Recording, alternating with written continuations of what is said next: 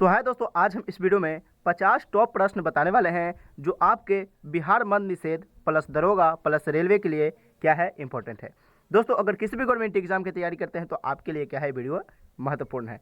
दोस्तों, इस वीडियो पर जो भी क्वेश्चन बताएंगे वो सारे के सारे इंपॉर्टेंट रहेगा और दोस्तों जो भी क्वेश्चन बताएंगे वो महत्वपूर्ण रहेगा। तो इसलिए बता दें कि दोस्तों वीडियो पर नए हैं तो वीडियो को प्यार सा लाइक करके चैनल को कर देना है सब्सक्राइब। दोस्तों वीडियो को पूरा देखेगा, वीडियो को ध्यान से देखेगा और कॉपी पेन लेकर बैठेगा। दोस्तों प्रश्न की ओर हम बढ़ते हैं। तो पहला प्रश्न कहता है, जो भी प्रश्न दोस्तों हम बताएंगे वो क्या है, सारे के सारे इंपॉर्टेंट है जो हाल फिलहाल के एग्जाम में पूछे जाने की संभावना है। तो दोस्तों बता दें पहला प्रश्न कि मार्स गैस कहलाता है। तो मार्स गैस किसे कहा जाता है? तो मार्स गैस को हम लोग मीथेन कहते हैं, यानी मीथेन गैस को क्या कहते हैं? मार्स गैस कहा जाता है। और मीथेन गैस का अगर पूछ दे फार्मूला कि मीथेन गैस का जो फार्मूला होता है उसका जो रासायनिक सूत्र क्या होता है, तो आपको याद रखना है कि CH4 होता है। क्या होता है? CH4 क्या होता है? मीथेन का होता है। दोस्तों आपका अगला नंबर प्रश्न है कि नोबेल गैस कहलाता है। तो नोबेल गैस किसको कहा जाता है? तो हीलियम गैस को कहा जाता है। तो आपका राइट आंसर हीलियम गैस हो जाएगा। दोस्तों यहाँ बता दें हीलियम का परमाणु संकेत क्या होता है? He होता है। क्या होता है? H और E होता है। ठीक है दोस्तों, वीडियो पर नए हैं तो वीडियो को प्यार सा लाइक करके चैनल को कर देना है सब्सक्राइब, क्योंकि यही एकलौता चैनल दोस्तों बनाया गया है जिस पे किसी भी गवर्नमेंट एग्जाम की तैयारी करते हैं तो आपके लिए सही तरीके से क्वेश्चन का एनालिसिस कर आपको बताता है और 1 महीना 3 महीने 6 महीने और साल भर में कैसे एग्जाम तैयारी करना है तो दोस्तों आपके लिए बताता है। तो दोस्तों आपका अगला प्रश्न है कि सर्वाधिक हल्की गैस तत्व जो है वो क्या है? तो आपका राइट आंसर हाइड्रोजन हो जाएगा। जैसे दोस्तों पूछे कि सर्वाधिक हल्की गैस तत्व पूछ रहा है सर्वाधिक हल्की, लेकिन गैस में तत्व है तो हाइड्रोजन हो जाएगा। तो आपका राइट आंसर हाइड्रोजन। इसका परमाणु संख्या 1 होता है। इसको हाइड्रोजन को H से संकेत कर सकते हैं। ठीक है दोस्तों, आपका अगला प्रश्न है कि सबसे हल्की धातु। तो सबसे हल्की धातु लिथियम हो जाएगा, आपका राइट आंसर। दोस्तों आपका अगला नंबर प्रश्न है कि सबसे भारी धातु। तो सबसे भारी धातु किसको कहा जाता है? तो ओस्मियम को कहा जाता है। तो आपका राइट आंसर ओस्मियम हो जाएगा। दोस्तों आपका अगला नंबर प्रश्न है कि सबसे कठोर धातु है। तो सबसे कठोर धातु किसे कहा जाता है? तो ये प्लेटिनम को कहा जाता है। तो आपका राइट आंसर प्लेटिनम हो जाएगा। दोस्तों आपका अगला नंबर प्रश्न है कि वो सबसे कठोर पदार्थ है, यानी कि वो कौन पदार्थ है जो सबसे कठोर है? तो हीरा को क्या कहा जाता है? सबसे कठोर पदार्थ कहा जाता है। तो आपका राइट आंसर हीरा हो जाएगा। दोस्तों आपका अगला नंबर प्रश्न है कि सर्वाधिक प्रत्यास्थ धातु होता है। तो सर्वाधिक प्रत्यास्थ जो धातु होता है वो क्या होता है? तो आपका राइट आंसर स्टील हो जाएगा। तो इस तरह से जो भी क्वेश्चन हम बता रहे हैं वो आपके क्या है, बिहार मद्य निषेध, दरोगा और रेलवे या किसी भी गवर्नमेंट एग्जाम की तैयारी करते हैं तो आपके लिए क्वेश्चन सही तरीके का एनालिसिस करके बताता है। ये वीडियो में जो भी क्वेश्चन है वो भी 50 प्रश्न है वो क्या है, इंपॉर्टेंट है। दोस्तों हाल फिलहाल के जो भी एग्जाम है उसमें क्या है, हेल्पफुल करेगा। दोस्तों आपका अगला प्रश्न है यानी 9वां प्रश्न है जो आपका इंपॉर्टेंट है।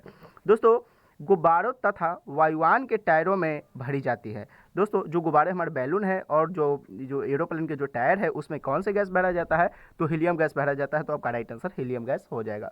दोस्तों आपका अगला नंबर प्रश्न है कि अश्रु गैस है। तो अश्रु जो गैस है वो उसका जो नाम है वो क्या है? तो अश्रु गैस का नाम क्या है? तो क्लोरोएसीटोफिनॉन आपका राइट आंसर हो जाएगा। दोस्तों आपका अगला नंबर प्रश्न है कि हंसाने वाली गैस है। तो हंसाने वाले गैसों का क्या कहा जाता है? तो उसे नाइट्रस ऑक्साइड कहा जाता है। और दोस्तों जैसे ही क्वेश्चन पूछ दे कि नाइट्रस ऑक्साइड का सूत्र क्या है, यानी परमाणु जो सूत्र है वो क्या है, तो आपको N2O बताना है। N2O यानी नाइट्रस ऑक्साइड को N2O से सूचित करते हैं।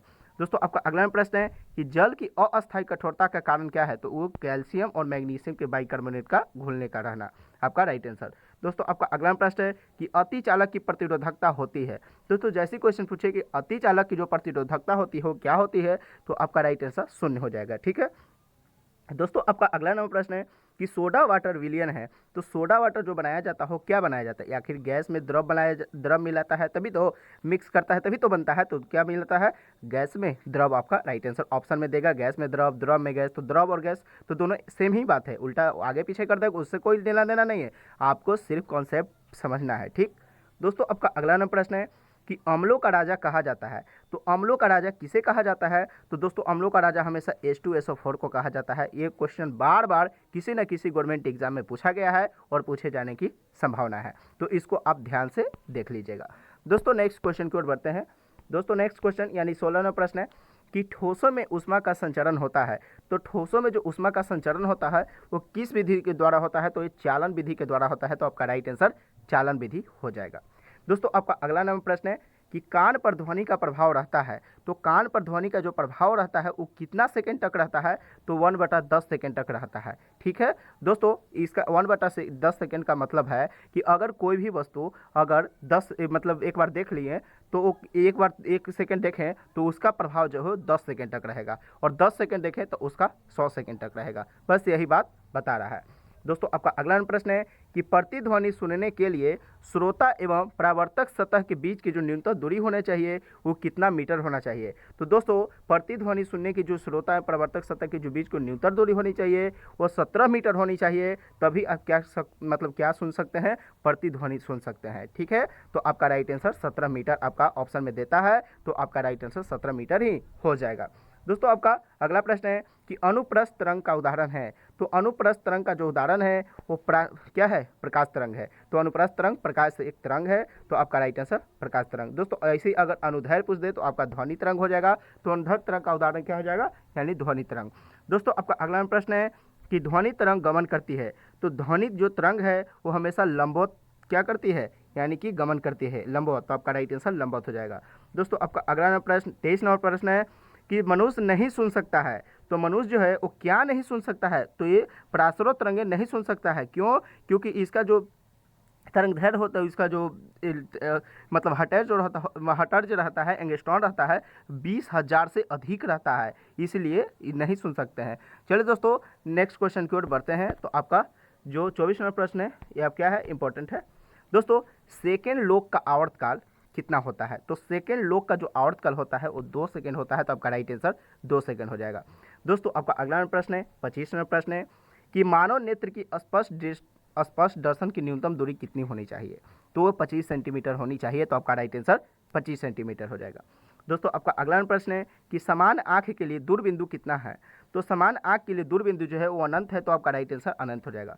और दोस्तों नेक्स्ट क्वेश्चन बताने से पहले बता दें कि दोस्तों अगर आप किसी भी गवर्नमेंट एग्जाम की तैयारी करते हैं तो खास करके अगर मतलब बिहार जो मध्य निषेध का जो वैकेंसी है और दरोगा का जो वैकेंसी आया है और जो रेलवे का एग्जाम होने वाला है 70 नंबर से, तो अगर आप इसमें तीनों में से किसी भी गवर्नमेंट एग्जाम की तैयारी करते हैं तो आप इस चैनल को सब्सक्राइब करके बेल आइकन को अभी से रख लीजिए, क्योंकि अभी से इसी तीनों को जो गवर्नमेंट एग्जाम के है, यानी कि अभी मध्य निषेध, बिहार दरोगा और आरआरबी यानी ग्रुप डी के लेवल आपको क्वेश्चन आपको बताया जा रहा है। तो आप जल्दी से जुड़ जाइए और चैनल को क्या करिए, सब्सक्राइब कर लीजिए और डेली का वीडियो आप देखिए ताकि आपके लिए हेल्पफुल हो सके। ठीक है, और कॉपी पेन लेके बैठिए, आप एक नोट्स बनाइए और सारी क्वेश्चन ऑनलाइनर के रूप में लिख लीजिए और आप प्रैक्टिस करते रहिए। ठीक है दोस्तों, अगर इतना कर लेते हैं तो हमें लगता है जीके जीएस और मैथ से एक भी प्रश्न आपको छूटने वाला है।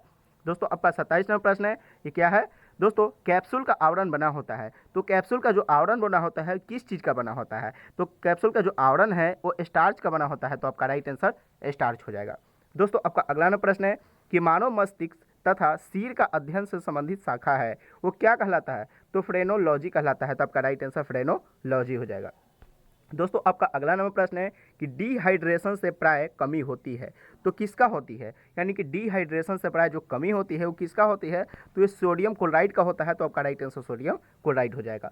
दोस्तों आपका अगला नंबर प्रश्न है कि वस्तु का भार अधिकतम होता है। तो जो वस्तु का जो भार होता है वो कहाँ अधिकतम होता है, तो ये निर्वात में होता है, तो आपका राइट आंसर निर्यात हो जाएगा। ठीक है, चलिए दोस्तों अगले प्रश्न की ओर बढ़ते हैं। तो अगला प्रश्न कहता है, यानी 31 नंबर प्रश्न है, कहता है इंपॉर्टेंट प्रश्न है कि कृत्रिम सिल्क कहलाता है। तो कृत्रिम जो सिल्क है वो किसे कहा जाता है, तो रेयान को कहते हैं, तो आपका राइट आंसर कृत्रिम सिल्क रेयान हो जाएगा। ठीक है दोस्तों आपका अगला नंबर प्रश्न है आम का वैज्ञानिक नाम क्या है। जो आम है उसका जो वैज्ञानिक नाम है वो क्या है, तो मैंजीफेरा इंडिका आपका क्या हो जाएगा, राइट आंसर हो जाएगा। यानी आम का जो वैज्ञानिक नाम है वो मैंजीफेरा इंडिका आपका राइट आंसर। दोस्तों आपका अगला नंबर प्रश्न है कि रेफ्रिजरेटर में जल को ठंडा करने के लिए प्रयोग किया जाता है। तो किस गैस का किया जाता है, तो अमोनिया गैस का किया जाता है, तो आपका राइट आंसर अमोनिया गैस हो जाएगा। ठीक है दोस्तों आपका अगला नंबर प्रश्न है कि रेफ्रिजरेटर के आविष्कारक, यानी रेफ्रिजरेटर के जो आविष्कारक हैं वो वैज्ञानिक का क्या नाम है, तो आपका राइट आंसर जेम्स हैरिसन हो जाएगा। ठीक है दोस्तों आपका अगला नंबर प्रश्न है कि रेफ्रिजरेटर में एक समान ताप को बनाए रखता है, यानी कि रेफ्रिजरेटर में एक समान ताप को बनाए रखने का जो काम है वो कौन करता है, तो थर्मोस्टेट करता है, तो आपका राइट आंसर थर्मोस्टेट हो जाएगा। दोस्तों आपका अगला नंबर प्रश्न है कि कमरे में रखे रेफ्रिजरेटर का दरवाज़ा खोल दिया जाता है तो कमरे का ताप क्या हो जाता है? तो कमरे का ताप हमेशा बढ़ जाएगा, यानी कि बढ़ जाता है, तो आपका राइट आंसर बढ़ जाएगा हो जाएगा। दोस्तों आपको ऑप्शन में भी ऐसे ही देगा, बढ़ जाएगा, घट जाएगा, दोनों हो जाएगा, नहीं कुछ होगा, बस ऐसे क्वेश्चन देगा। तो आपको क्या याद रखना है कि कमरे में रखे रेफ्रिजरेटर का जब दरवाज़ा आप खोल देते हैं तो कमरे का जो ताप है, वो जो हीट है, वो जो हवा है, वो क्या हो जाएगा? बढ़ जाएगा। तो आपका राइट आंसर बढ़ जाएगा। दोस्तों आपका अगला नया प्रश्न है कि पेप्सिन प्रोटीन को बदलता है। जो पेप्सिन है वो प्रोटीन को किस में बदलता है? तो किस में बदलता है? तो पॉलीपेप्टाइड में बदलता है। तो आपका राइट आंसर पॉलीपेप्टाइड हो जाएगा। चलिए दोस्तों नेक्स्ट क्वेश्चन की ओर बढ़ते हैं, 38 नंबर प्रश्न की ओर बढ़ते हैं। ये आपके लिए क्या है? इंपॉर्टेंट है। दोस्तों गोबर गैस संयंत्र के आविष्कारक हैं। तो गोबर गैस संयंत्र के जो आविष्कारक है कौन है? तो आपका राइट आंसर सीवी देसाई हो जाएंगे, यानी सीवी देसाई जो है वो गोबर गैस के क्या है? आविष्कारक है। दोस्तों आपका अगला प्रश्न है कि गोबर गैस से प्राप्त होने वाली गैस को क्या कहते हैं? तो गोबर गैस से प्राप्त होने वाली गैस को हम लोग मीथेन बायो कहते हैं। तो आपका राइट आंसर मीथेन बायो हो जाएगा। दोस्तों आपका अगला प्रश्न है कि जल का शुद्ध रूप, जल का जो शुद्ध रूप है वो किसे कहा जाता है? तो जल का शुद्ध रूप हमेशा वर्षा के जल को कहा जाता है। तो आपका राइट आंसर वर्षा का जल हो जाएगा, यानी वर्षा के जल को क्या कहता है? यानी कि शुद्ध जल कहा जाता है। दोस्तों आपका अगला प्रश्न है कि भारी जल D2O का अनुभार कितना होता है? तो दोस्तों जब भी क्वेश्चन पूछे कि भारी जल का जो अणुसूत्र होता है क्या होता है, तो आपको बताना है D2O होता है। और जैसे ही पूछ दे कि इसका जो अनुभार जो होता है वो कितना होता है, तो आपको 20 बताना है, यानी 20। तो आपका राइट आंसर 20 हो जाएगा। दोस्तों आपका अगला प्रश्न है कि भारी जल खोज 1932 ईस्वी में यूरे तथा वॉसबर्न ने का रासायनिक जो नाम है वो क्या है? तो ड्यूटेरियम ऑक्साइड हो जाएगा। इसका रासायनिक सूत्र D2O होता है, बतावे किए हैं। तो आपका राइट आंसर हो जाएगा। दोस्तों आपका अगला प्रश्न है कि कृत्रिम वर्षा के लिए प्रयोग में लाया जाता है। जो कृत्रिम वर्षा जो होता है, कृत्रिम वर्षा, उसमें क्या लाया जाता है? तो सिल्वर आयोडाइड लाया जाता है। सिल्वर आयोडाइड आपका राइट आंसर हो जाएगा। दोस्तों आपका अगला प्रश्न है कि लोहे का सबसे शुद्ध रूप है।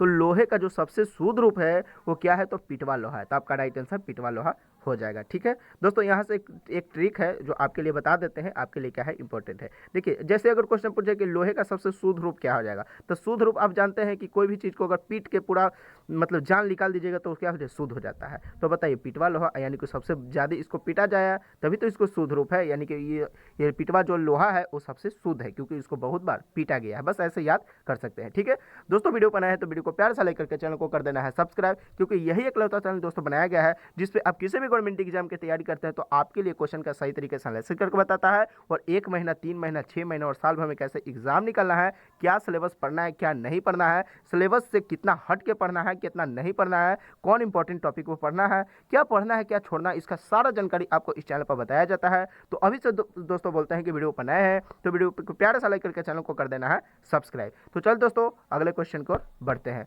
तो अगला क्वेश्चन कहता है, यानी 45 नंबर प्रश्न है, आपके लिए क्या है? इंपॉर्टेंट है कि लोहे के किस रूप में कार्बन की मात्रा न्यूनतम होती है? पूछ रहा है लोहे के किस रूप में कार्बन की मात्रा न्यूनतम होती है, यानी कि कम होती है? तो पीटवा लोहा में क्या होती है? कम होती है। तो आप ऐसे ही समझ लीजिए ना, शुद्ध रूप पूछ दे तो पीटवा लोहा, क्योंकि बहुत बार पीटा गया तो शुद्ध हो गया। अब आप ही सोचिए अगर उसे पीट दिया गया तो कार्बन की मात्रा कम जाएगा क्योंकि उसमें से कार्बन झड़ गया। अगर पीट ही दिए, अब कोई वस्तु को पीट दिए तो उसे जान निकल गया, यानी जान नहीं, यहाँ कार्बन निकल गया। बस ऐसे याद रखिए। ठीक है दोस्तों, आपका अगला नंबर प्रश्न है कि लौह की मात्रा सर्वाधिक होती है। जैसे क्वेश्चन पूछते हैं कि लौह की मात्रा जो सर्वाधिक होती है वो किस में होती है, यानी आयरन की मात्रा। तो आप भी जानते हैं कि पालक में क्या होते हैं, यानी कि आयरन की मात्रा क्या होती है? अधिक होती है, और उसके बाद हरी सब्जियां में भी होती है। तो सबसे अगर प्रथम में पूछ दे तो पालक ही होगा। ठीक है दोस्तों, आपका अगला प्रश्न है कि लोहे को जंग से बचाने के लिए चढ़ाई जाती है। तो दोस्तों हम बता दें कि लोहे को अगर बचाना है, देखिए अगर खुले में आप रख देंगे तो ऑक्सीकरण के कारण क्या, यानी कि उसमें पानी उनी पड़ेगा, हवा लगेगा तो क्या होगा? ऑक्सीकरण होगा, तो जिसके कारण क्या है? लोहे पे जंग लग जाएगा। अगर आप चाहते हैं कि लोहे को क्या कर सकते हैं हम बचा लें कि जंग नहीं लगे, तो उस पर एक जिंक का परत होता है, यानी कि जिंक की जो परत होती है वो चढ़ा देंगे तो आपको क्या है? लोहे जंग नहीं लगता है। तो उसी प्रक्रिया को हम क्या कहते हैं? गैल्वेनाइजिंग क्रिया कहते हैं। गैल्वेनाइजिंग क्रिया कहते हैं जो जिंक की परत से चढ़ाया जाता है। तो आपके ऑप्शन में क्या देगा? जिंक की परत। ठीक है, कॉपर की परत, लोहा की परत, तो आपको जिंक की परत आपको सही ऑप्शन मारना है। ठीक है दोस्तों जो भी क्वेश्चन हम बताते हैं ना, वो उसी क्वेश्चन को बताते हैं जो आपके लिए क्या है इंपॉर्टेंट हो, जो एग्जाम में पूछे की संभावना है, और एक क्वेश्चन से दूसरे क्वेश्चन की ओर बढ़ा के भी बताते हैं ताकि आप कहीं भी फंसे नहीं, और वही क्वेश्चन बताते हैं जो आपको एग्जाम में आए, दिमाग में और समझ में आए। तो आप भी जानते हैं कि दोस्तों इतना क्वेश्चन क्यों लेकर आते हैं, इतना मोस्ट इंपॉर्टेंट क्वेश्चन इसलिए लेकर आते हैं ताकि आपका सिलेक्शन हो, आपका सपना पूरा हो। तो दोस्तों मेरा सपना है कि बस आप वीडियो को लाइक कीजिए, वीडियो को शेयर कीजिए और चैनल को सब्सक्राइब करके बेल आइकन को प्रेस कीजिए। आप अपना पढ़ाई में लगे रहिए, ठीक है। दोस्तों आपका अगला प्रश्न है कि विद्युत एवं ऊष्मा का सर्वोत्तम चालक है। तो दोस्तों क्वेश्चन पूछ रहा है कि विद्युत एवं ऊष्मा का सर्वोत्तम जो चालक है, यानी कि कौन ऐसा पदार्थ है जिसमें विद्युत धारा एकदम बहुत ज़्यादा तेजी से प्रवाहित होता है। तो ये एक चांदी है। इसका जो सिल्वर है, यानी सिल्वर इसको मतलब ये चांदी हिंदी में कहा जाता है और सिल्वर इसको इंग्लिश शब्द है, ठीक। तो अभी जानते हैं तो चांदी को हम संकेत किससे करते हैं, तो एजी से करते हैं। किससे करते हैं, एजी से करते हैं, ठीक है। दोस्तों आपका अगला प्रश्न है 49 नंबर प्रश्न है कि शुद्धतम सोना होती है। दोस्तों क्वेश्चन पूछ रहा है कि शुद्ध जो सोना होता है वो कितना कैरेट का होता है। तो आपको बता दें कि 24 कैरेट का जो सोना होता है ना, वो सबसे महत्वपूर्ण और सबसे अच्छा होता है सोना, ठीक। तो 24 कैरेट के सोना सबसे अधिक होगा, मतलब अच्छा होगा। दोस्तों आपका अगला प्रश्न है 50 नंबर प्रश्न है कि 18 कैरेट सोने में शुद्ध सोना होता है। दोस्तों बहुत बार मतलब एग्जाम में पूछा गया है ये क्वेश्चन। तो दोस्तों 18 कैरेट जो सोना में शुद्ध सोना अगर देखा जाए तो 75% ही शुद्ध होता है और बाकी के 25% मतलब अलग चीज़ मिलाया जाता है, ठीक। तो आप अगर जब भी क्वेश्चन मतलब जब भी आप जाइए मतलब दुकान में जाइए और बोले कि 18 कैरेट के सोना है, तो आप समझ लीजिए कि 75% ही क्या है, शुद्ध सोना है, बाकी उसमें 25% मिलावटी है, ठीक। तो दोस्तों इस तरह जो भी क्वेश्चन हमें लगा कि नहीं आपके क्या है बिहार मद्य निषेध और बिहार दरोगा और आपके रेलवे की एग्जाम के लिए इंपॉर्टेंट है, तो दोस्तों आपके लिए 50 इंपॉर्टेंट क्वेश्चन हम करा दिए। और दोस्तों आपको क्या करना है, देखिए ये वीडियो है, आप प्ले लिस्ट में जाइए, इसी चैनल को पहले सबसे पहले सब्सक्राइब कीजिए, बेल आइकन को प्रेस कीजिए और आप वीडियो को लाइक कीजिए, कमेंट कीजिए कि वीडियो कैसा लगा, नेक्स्ट वीडियो क्या चाहिए आप बताइए। और उस मतलब इतना करने के बाद आप सबसे पहले प्ले लिस्ट में जाइए, ठीक। और वहाँ लिखा होगा बिहार मद्य निषेध एग्जाम, उसमें आपको क्या करना है, जुड़ जाना है। उसमें सारा वीडियो जो भी हम पढ़ा रहे हैं, अब 2 महीना जो भी क्वेश्चन पढ़ाएंगे, जो भी वीडियो बनाएंगे टॉप क्वेश्चन जो आपके लिए क्या है दरोगा के लिए दरोगा से रिलेटेड बताएंगे, मद्य निषेध बताएंगे, रेलवे के लिए बताएंगे और कॉम्पिटिटिव एग्जाम के लिए बताएंगे। तो आप क्या कर सकते हैं, यानी कि प्लेलिस्ट के रूप में बताया गया है, सभी प्लेलिस्ट के रूप में आप देख सकते हैं और क्वेश्चन को सही तरीके से आप क्या कर सकते हैं, एनालिसिस करते हैं, अपने कॉपी पेन पर उतार सकते हैं और आप प्रैक्टिस कर सकते हैं। तो दोस्तों बता दें कि वीडियो बनाए हैं तो वीडियो को प्यार से लाइक करके चैनल को कर देना है सब्सक्राइब। तो इसी तरह आपके लिए नेक्स्ट वीडियो लेकर आएंगे, इसलिए चलिए दोस्तों वीडियो को समाप्त करते हैं, मिलते हैं किसी नेक्स्ट वीडियो में, तब तक की जय हिंद जय भारत।